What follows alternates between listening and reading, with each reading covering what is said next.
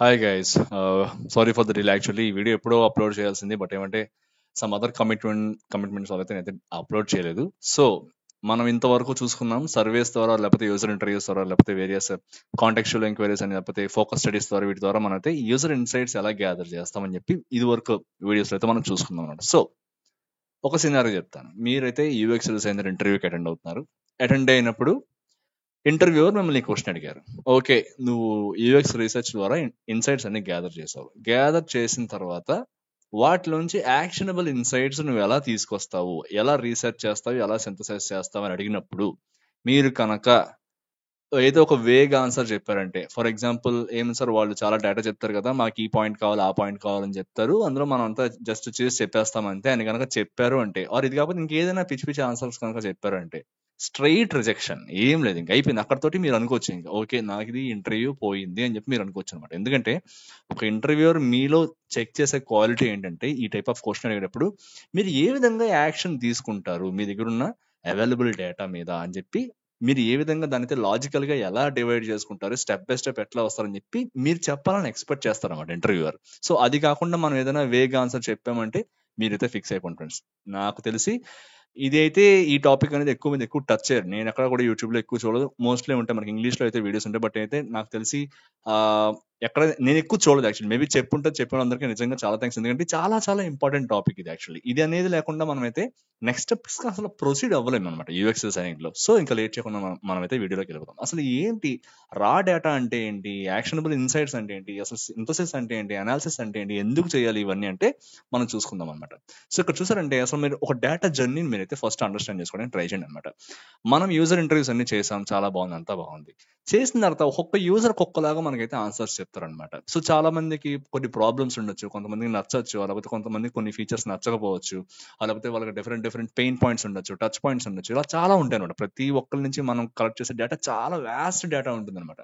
ఈ డేటా అంతా మనం ఒక రిపాజిటరీలో పెట్టుకుంటాం, లేకపోతే ఏదైనా మ్యూరల్ బోర్డ్ కానీ, లేకపోతే ఫిగ్జామ్ కానీ, వీటిలో ఏదో ఒక దాంట్లో మనం అయితే పెట్టుకుంటాం అనమాట. లేకపోతే ఎక్సెల్ షీట్స్ లో మనం అయితే స్టోర్ చేసుకుంటాం. చాలా చాలా టూల్స్ అయితే ఉంటాయి, ఎవరి ఇష్టం అనమాట, ఏ ప్రాజెక్ట్ ఇష్టం అనమాట, వాళ్ళు ఎలా చేయాలంటే మనం అలా చేస్తాం. సో ఇంతమంది డేటా ఉంది మన దగ్గర. సపోజ్ మనం ఒక 40 మందిని ఇంటర్వ్యూ చేసాం అనుకోండి, 40 మంది 40 రకాలుగా ఆన్సర్స్ చెప్తారు. బట్ మన పని యాజ్ ఎ యూఎక్స్ డిజైనర్, మన పని ఏంటంటే ఈ 40 మంది చెప్పిన ఆన్సర్స్ అన్నిటిని కూడా రీసెర్చ్ చేసిన దాని నుంచి మనమైతే అనలైజ్ చేసి దాన్ని సింథసైజ్ చేసి ఒక యాక్షనబుల్ ఇన్సైట్ కింద మార్చాలన్నమాట. సో ఫస్ట్ ఆఫ్ ఆల్ అంటే ఏంటి రా డేటా అంటే ఏంటి, అనాలిసిస్ అంటే ఏంటి, యాక్షనబుల్ ఇన్సైట్ అంటే ఏంటి అని చెప్పి చూద్దాం అనమాట. సో ఫస్ట్ థింగ్, రా డేటా అంటే ఏంటంటే అన్స్ట్రక్చర్డ్ ఇన్ఫర్మేషన్, లేకపోతే అన్ప్రాసెస్డ్ ఇన్ఫర్మేషన్ అనమాట.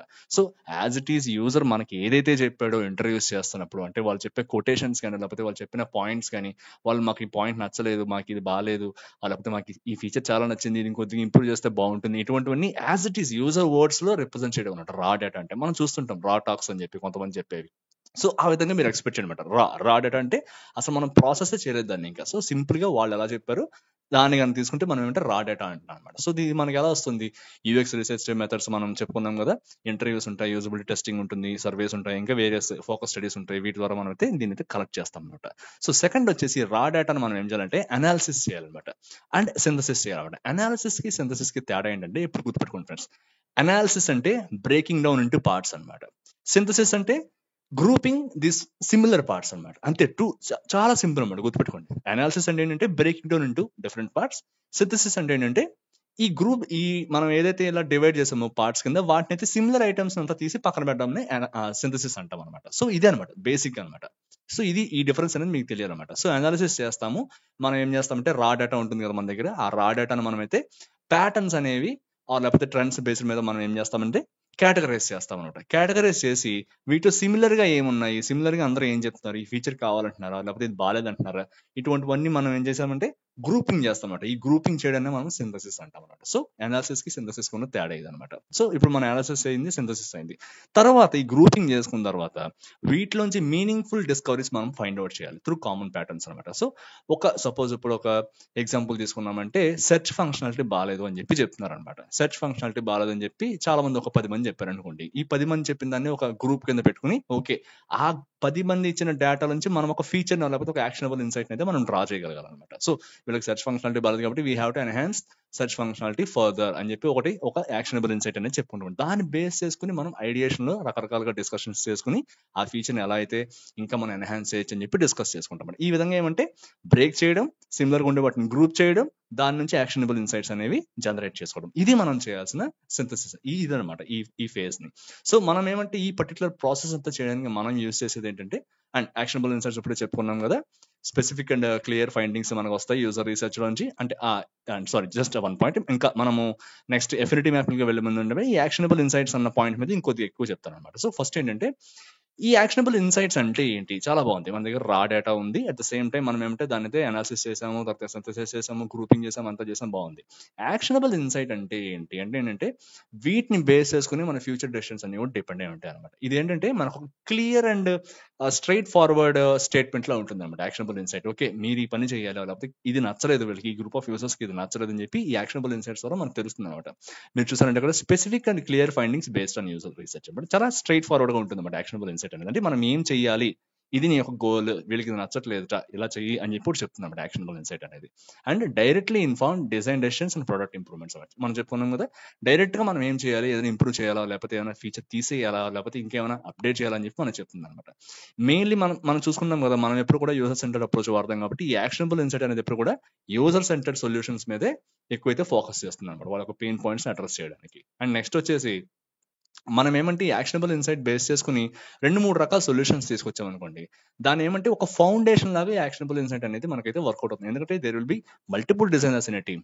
సో, ఒక డిజైనర్ యాక్షనబుల్ ఇన్‌సైట్ తీసుకుని ఒక అప్రోచ్ తో వస్తాడు, ఇంకొక డిజైనర్ ఇంకొక అప్రోచ్ తో వస్తాడు. సో, వీళ్ళిద్దరిది బేస్ చేసుకుని మనం బేరీ చేసుకుని ఏది బాగుంది, ఏది కరెక్ట్ గా అవుతుంది, యూజర్ ఎక్స్పీరియన్స్ కి ఏది బాగా మ్యాచ్ అవుతుంది, ఏది కొద్దిగా దగ్గరగా ఉంది యూజర్ ఎక్స్పెక్టేషన్ అని చెప్పి మనైతే ఒక డెసిషన్ తీసుకోవడానికి యాక్షన్ ఇన్‌సైట్స్ అనేది ఒక బేస్ లా అయితే మనకు ఉపయోగపడుతుంది అనమాట. సో, ఇది యాక్షనబుల్ ఇన్‌సైట్స్ అంటే. సో, రా డేటా నుంచి యాక్షనబుల్ ఇన్‌సైట్స్ వరకు డేటా జర్నీ అనేది ఈ విధంగా ఉంటుంది అనమాట. సో, అసలు నెక్స్ట్ ఎఫినిటీ మ్యాపింగ్ అంటే ఏంటి? ఓకే, ఇప్పుడు మనం డిస్కస్ చేసుకున్నాం కదా, ఒక రకమైన ఒక జర్నీ ఉంటుందని చెప్పి ఈ జర్నీని మనము ఎఫినిటీ మ్యాపింగ్ ద్వారా అయితే రిప్రజెంట్ చేస్తాం అనమాట. సో, మనం అక్కడ చూసుకున్నామంటే affinity mapping is a visual technique for organizing and synthesizing qualitative data. మనం చాలా రకాలుగా మనకైతే క్వాలిటేటివ్ డేటా వస్తుంది. ఫర్ ఎగ్జాంపుల్ చెప్పాలంటే యూజర్ ఇంటర్వ్యూస్ ద్వారా ఆర్ లేకపోతే మనకి ఈ ఫోకస్ స్టడీస్ లేకపోతే కాంటెక్స్చువల్ ఎంక్వైరీస్ వీటి ద్వారా మనకు చాలా క్వాలిటేటివ్ డేటా వస్తుంది. క్వాలిటేటివ్ డేటా అంటే ఏంటంటే యూజర్ యొక్క బిహేవియర్ ని అబ్జర్వ్ చేసి తీసుకొచ్చిన డేటాని మనం క్వాలిటేటివ్ డేటా అంటాం అనమాట. ఎందుకంటే ఇక్కడ యూజర్ అనేది మనం ఆ డేటా అనేది మనము ఏం చేస్తామంటే వాళ్ళని క్వశ్చన్స్ అడిగి, ఓపెన్ ఎండెడ్ క్వశ్చన్స్ అడిగి వాళ్ళని ప్రోబ్ చేసి మీకు సమాధానం చెప్పండి, ఎలాబొరేటెడ్ ఆన్సర్స్ చెప్పండి వీటికని చెప్పి వాళ్ళ దగ్గర నుంచి దానికి సంబంధించిన డేటా అంతా తీసుకుంటాం. దీన్ని క్వాలిటేటివ్ అంటాం అనమాట. ఈ క్వాలిటేటివ్ డేటాలో మనం ఏమంటే వాళ్ళ యొక్క బిహేవియర్ ని టార్గెట్ చేస్తాం అనమాట. సో, క్వాంటిటేటివ్ డేటా ఉంటుంది. క్వాంటిటేటివ్ డేటా అంటే ఏంటంటే మనం ఇట్ ఈస్ మెజరబుల్ అనమాట. సపోజ్ మనం సర్వీస్ పంపుతాం చూసారా, సర్వీస్ పంపినప్పుడు ఇది ఎంతమందికి నచ్చింది, ఈ ఫీచర్ ఎవరికి కావాలి, లేకపోతే ఈ పర్టికులర్ ఆప్షన్ ఎంతమంది సెలెక్ట్ చేసుకుందని చెప్పి మనకి క్వాంట్ అంటే ఏంటి, నెంబర్స్ అనమాట. ఈ నెంబర్ ఫార్మాట్ లో మనకైతే ఆన్సర్స్ వస్తాయి అనమాట. సో, ఈ క్వాంటిటేటివ్ డేటా కాకుండా ఈ క్వాలిటేటివ్ డేటా, ఎందుకంటే క్వాలిటేటివ్ డేటా అనేది చాలా వేగ్ గా ఉంటుంది అనమాట. ఒక యూజర్ ఒకలా చెప్తాడు, ఇంకొక యూజర్ ఇంకొకలా చెప్తాడు. సో, ఈ మధ్యలో ఉన్న సారూప్యత, మన తెలుగులో చెప్పాలంటే సారూప్యత లేకపోతే సిమిలారిటీస్ ఏమున్నాయి వీళ్ళు చెప్పేది అని చెప్పి ఆ పర్టికులర్ టెక్నిక్ ని, ఆ సిమిలారిటీని కనుక్కోవడానికి మనం యూజ్ చేసే టెక్నికే, విజువల్ టెక్నికే ఈ యొక్క ఎఫినిటీ మ్యాపింగ్ అనమాట. So, it involves writing down user codes, observations and findings on sticky notes. ఏం చేస్తామంటే మన దగ్గర డేటా ఉంది కదా, మనం ఏం చేస్తాం, మనం ఇంకా డీటెయిల్ గా చెప్తాం, బట్ ఇది ఒక జస్ట్ ఓవర్ వ్యూ అనుకోండి అనమాట. సో, ఏం చేస్తామంటే దీంట్లో మనం ఏమంటే ప్రతి ఇన్సైట్ ని కూడా ఒక స్టిక్కీ నోట్స్ మీద రాసి అంటిస్తాం అనమాట. సో, స్టిక్కీ నోట్స్ ఉంటాయి కదా, మనం మామూలు తెలుసు కదా, రకరకాల రంగుల్లో ఉంటాయి. రకరకాల రంగుల్లోనే స్టిక్కీ నోట్స్ ఏం చేస్తామంటే మనం ఒక వైట్ బోర్డ్ ఉంటుంది. మామూలుగా డిజైన్ స్టూడియోస్ లో ఎవరైతే పనిచేస్తున్నారో లేకపోతే ఎవరైతే డిజైన్ టీమ్స్ లో పనిచేస్తున్నారో వాళ్ళకి ఐడియా ఉంటుంది అనమాట. సో, ఏం చేస్తామంటే రకరకాల ప్రతి ఇన్సైట్, మనకి ఏదైతే ఇన్సైట్ వచ్చిందో ప్రతిదీ కూడా దాన్ని ఏమంటే ఒక స్టిక్కీ నోట్స్ మీద రాసి మనమైతే ఒక ఒక వైట్ బోర్డ్ మీద లేకపోతే ఒక వాల్ మీద మనం స్టిక్ చేస్తాం అనమాట. సో, ఈ విధంగా ఏమంటే ప్రతి ఇన్సైట్ ని కూడా స్టిక్కీ నోట్స్ మీద రాసి మనతో స్టిక్ చేసి దాని నుంచి ఏమంటే ఫైండ్ చేస్తాం అనమాట యాక్షనబుల్ ఇన్సైట్స్ అనేవి. అండ్ ఇక్కడ ఏం చేస్తాం, మనం ఇందాక చెప్పుకున్నట్టే సిమిలర్ గా ఉన్న ఐటమ్స్ అన్నింటిని కూడా గ్రూపింగ్ చేస్తాం అనమాట. గ్రూప్ చేసి దానికి ఒక థీమ్ ఇస్తాం అనమాట. థీమ్ అంటే నేమ్ అనమాట. దానికి ఒక నేమ్ ఇస్తాం అనమాట. సో, నేమ్స్ ఇచ్చి ఈ విధంగా రా డేటాని ఈ విధంగా డివైడ్ చేసి మళ్ళీ సిమిలర్ గా ఉన్న వాటిని గ్రూప్ చేసి వాటికి ఒక నేమ్ ఇచ్చి దాంట్లోంచి ప్యాటర్న్స్ అయితే మనం తీసుకొచ్చి వాటిలోంచి అయితే మనం యాక్షనబుల్ ఇన్సైట్స్ అయితే డ్రా చేస్తాం అనమాట. సో ఈ విధంగా ఏంటంటే ఒక రకమైన యూజర్ ఎక్స్పీరియన్స్ ని ఎన్హాన్స్ చేసే డెసిషన్స్ అన్ని బేస్ చేసుకోవడానికి, క్రియేట్ చేయడానికి ఈ ఎఫినిటీ మ్యాపింగ్ అనేది మనకి ఉపయోగపడుతుంది అనమాట. సో నెక్స్ట్ ఇది ఎఫినిటీ మ్యాపింగ్ అంటే. సో స్టెప్ బై స్టెప్ ఏ విధంగా మనం ఎఫినిటీ మ్యాపింగ్ ని కండక్ట్ చేయాలి. మన దగ్గర ఇప్పుడు డేటా రెడీగా ఉంది. మన దగ్గర ఇప్పుడు చాలా ఇంటర్వ్యూస్ నుంచి కానీ లేకపోతే చాలా సర్వీస్ నుంచి కానీ మనం అయితే డేటా అయితే తెచ్చుకున్న తర్వాత ఇప్పుడు ఏ విధంగా దీన్ని అయితే ఎఫినిటీ మ్యాపింగ్ ద్వారా మనం అయితే చేయాలి, ఈ యొక్క సింథసిస్ లేకపోతే అనాలిసిస్ అనేది ఎలా చేయాలని చెప్పి చూద్దాం. స్టెప్ బై స్టెప్ చూద్దాం. So first step gather the data. So మనం ఏం చేస్తామంటే యూజర్ రీసెర్చ్ నుంచి findings, interview transcripts, usability test notes, survey responses ఇవన్నీ కూడా తెచ్చుకున్నాం. So we gather the data. So first step లో మనం అయితే డేటా తెచ్చుకున్నాం, అయిపోయింది. Second step stick it up. మనం చెప్పుకున్నాం కదా, write down each user quote observation or finding on a separate stick note. So ప్రతి పాయింట్ సింగిల్ పాయింట్ ఏవైతే చెప్పారో అవన్నీ కూడా మనం అంటే ఇండివిజువల్ స్టిక్కీ నోట్స్ మీద రాసి మనమైతే వాల్ బోర్డ్ మీద అటాచ్ చేయాలన్నమాట. సో మీరు ఒకసారి ఎక్స్పెక్ట్ చేయండి, సపోజ్ ఒక పెద్ద వ్యాస్ట్ ప్రాజెక్ట్ అనుకోండి, ఏదైనా ఒక కొత్త ప్రోడక్ట్ లాంచ్ చేస్తాను అనుకోండి, ఒక పెద్ద వైట్ బోర్డ్ ఉంటుంది. నేను ఎక్స్పీరియన్స్ చేశాక చెప్తున్నా, దాని నిండా కొన్ని వందల కొద్ది ఉంటాయి అనమాట ఈ స్టిక్కీ నోట్స్ అన్ని కూడా. సో అంత పెద్ద మనకైతే అన్ని స్టిక్కీ నోట్స్ అయితే మనకైతే కావాలన్నమాట. సో మీరు ఆ లెవెల్లో ఊహించుకున్నారు. లేకపోతే చిన్న ప్రాజెక్ట్ అంటే చిన్నగా ఉంటుంది అనమాట. సో మనం it's all based on the data that we have, amount of data that we have అనమాట.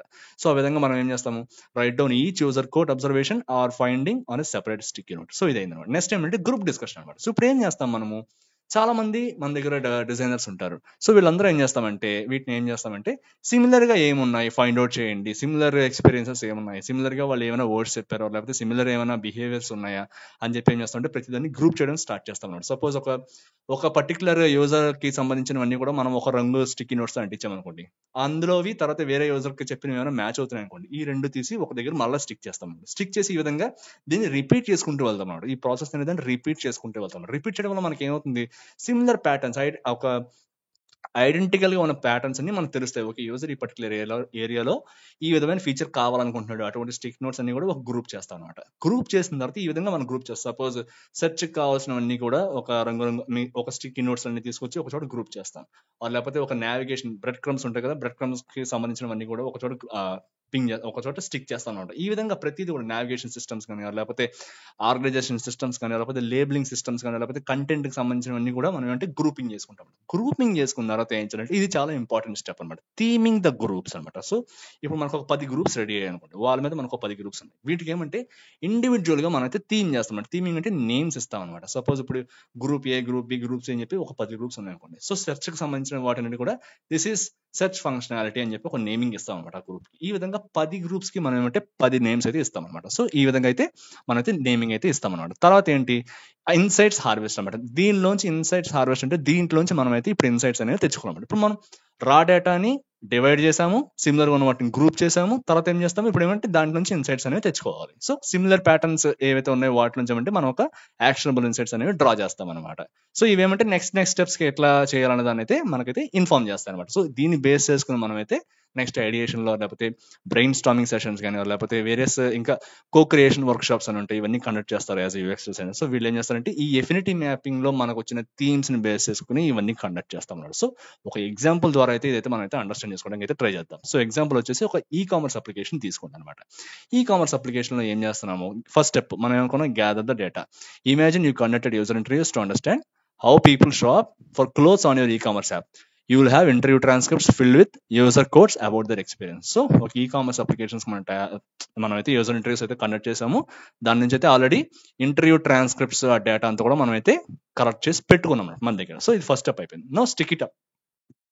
ఇందులో ఏంటి, break down the interview transcripts. Each time a user mentions a difficulty with filtering clothes by color, size or brand, write that specific quote or observation on a separate sticky note. మనం చెప్పుకున్నాం కదా, ప్రతి observation ని కూడా ఒక ప్రత్యేకంగా ఒక separate sticky note మీద అయితే ఎంటర్ చేసి రాసి పెట్టుకోవాలని చెప్పి ఇక్కడ ఏం చెప్తాను చూడండి. ఈ ఎగ్జాంపుల్ ఎలా ఉంది, each time A user mentions a difficulty with filtering clothes by colour, size are brand. చూసారా, ఈ 3 కేటగిరీస్ లో వాళ్ళు కనుక ఇష్యూస్ ఫేస్ చేస్తున్నట్టయితే వాటన్నిటిని కూడా ఒక స్టిక్కీ నోట్స్ మీద రాసి అంటించమని చెప్తారు. నెక్స్ట్ ఏంటి, గ్రూప్ సిమిలర్ థింగ్స్ అనమాట. సో ఇప్పుడు చాలా మంది యూజర్స్ ఈ విధంగా చెప్పారనుకోండి, వాళ్ళకి కలర్ మీద వాళ్ళు లేకపోతే ఫిల్టరింగ్ వాళ్ళ ఒక ఆప్షన్ అనేది వాళ్ళకి సరిగ్గా కనబడట్లేదు, లేకపోతే అది యాక్సెసిబుల్ గా లేదు, లేకపోతే యూజబుల్ గా ఉండే పొజిషన్ లో లేదు అని చెప్పి వాళ్ళు కనుక చాలా ఇష్యూస్ చెప్పారనుకోండి, దాన్ని అటువంటి ఇన్ఫర్మేషన్ ఉన్న స్టిక్కీ నోట్స్ అందరినీ కూడా మనం అయితే గ్రూప్ చేసి పక్కన పెట్టుకున్నాం. అది ఈ స్టెప్ చూడండి ఇక్కడ.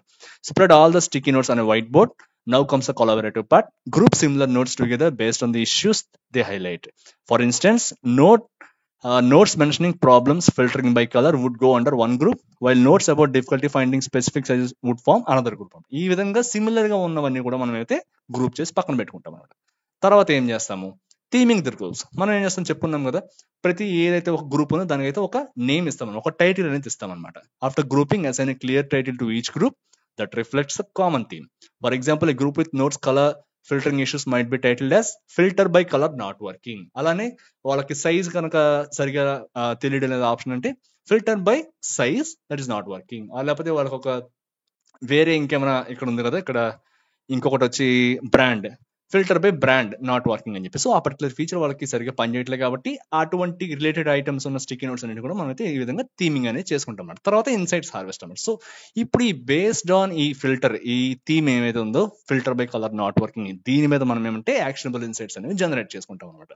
సపోజ్ ఎట్లా ఉంటుందంటే, filter by colour not working అనే గ్రూప్ ఉంది, దీనికి ఏమంటే this highlights a user pain point. So ఇది ఒక పెయిన్ పాయింట్ అనమాట, యూజర్ కి ఇది ఒక ఇష్యూ ఫేస్ చేస్తాడు. సో దీనికి యాక్షనబుల్ ఇన్సైట్ ఎలా ఉంటుందంటే, improve filter functionality based on user feedback to allow easier filtering by colour. So ఈ విధంగా మనమైతే ఒక యాక్షనబుల్ ఇన్సైట్ అనేది మనం జనరేట్ చేసుకుంటాం. సో ఈ విధంగా మనం ఒక రా డేటాని యాక్షనబుల్ ఇన్సైట్ కింద డెవలప్ చేయాలన్నమాట. సో ఇది ఈ ప్రాసెస్ అనేది ఒక గ్రూప్ ఆఫ్ డిజైనర్స్ చేయొచ్చు, లేకపోతే ఒక యూఎక్స్ డిజైనర్ చేయొచ్చు. ఈ ప్రాసెస్ లో చాలా మంది ఇన్వాల్వ్ అయి ఉంటారు, స్టేక్ హోల్డర్స్ ఉంటారు, లేకపోతే బిజినెస్ పీపుల్ ఉంటారు, లేకపోతే బిజినెస్ టీమ్ ఉంటుంది, డేటా అనలిస్టులు ఉంటారు, బిజినెస్ అనలిస్టులు ఉంటారు, ఇంకా వేరే డెవలపర్స్ కూడా ఉండొచ్చు అనమాట. సో చాలా మంది కొలాబరేటివ్ గా కూర్చుని ఈ యొక్క రీసెర్చ్ అనాలిసిస్ అండ్ సింథసిస్ అనేది ఎఫినిటీ మ్యాపింగ్ ద్వారా చేస్తారన్నమాట. సో ఐ థింక్ ఈ వీడియో ద్వారా మీకు అయితే ఎఫినిటీ మ్యాపింగ్ అంటే ఏంటి, మనం రా డేటా అని యాక్షనబుల్ ఇన్సైట్స్ కింద ఎట్లా టర్న్ చేయాలనేది అయితే మీరు తెలుసుకున్నారని అనుకుంటున్నాను. సో నెక్స్ట్ వీడియోలో మనం ఇప్పుడు అంతా చేసిన తర్వాత అసలు ఈ రీసెర్చ్ మెథడ్స్ అనేవి మనం చెప్పుకున్నాం కదా, వీటిలో చాలా మెథడ్స్ ఉంటాయి. ఎలా అంటే క్వాలిటేటివ్ అని, క్వాంటిటేటివ్ అని, అట్ ద సేమ్ టైం మనకి బిహేవియరల్ అని, యాటిట్యూడల్ అని చెప్పి, అలాగే సమ్మేటివ్, ఫార్మేటివ్ ఎలా ఉంటాయి అనమాట. సో ఏ రీసెర్చ్ మెథడ్స్ ఏ కేటగిరీస్ కిందకు వస్తాయి, ఎందుకంటే ఇప్పుడు మనకు ఒక ఐడియా వచ్చింది యూజర్ రీసెర్చ్ అంటే ఏంటి, దాన్ని ఎలా పర్ఫామ్ చేస్తారు, ఎన్ని రకాలు ఉంటాయి, అట్ ద సేమ్ టైం మనకి దాని నుంచి వచ్చిన డేటాను మనం ఏ విధంగా మనమైతే హార్వెస్ట్ చేస్తామని చెప్పి మనకు ఒక ఐడియా వచ్చింది. కాబట్టి నెక్స్ట్ వీడియోలో నేను ఏం చేస్తానంటే, ఒక చార్ట్ లో ఈ పర్టికులర్ మెథడ్ ఎప్పుడు వాడాలి, ఒక యూజర్ రీసెర్చ్ మెథడ్ ఏ సిచ్యువేషన్ లో వాడాలి, లేకపోతే ఎన్ని కేటగిరీస్ కింద మనం అయితే డివైడ్ చేయొచ్చు అనేది నెక్స్ట్ వీడియోలో అయితే నేను చెప్పడానికి ట్రై చేస్తాను. సో అంతవరకు take care and please subscribe to Chandana Pavan. Thank you very much friends, by.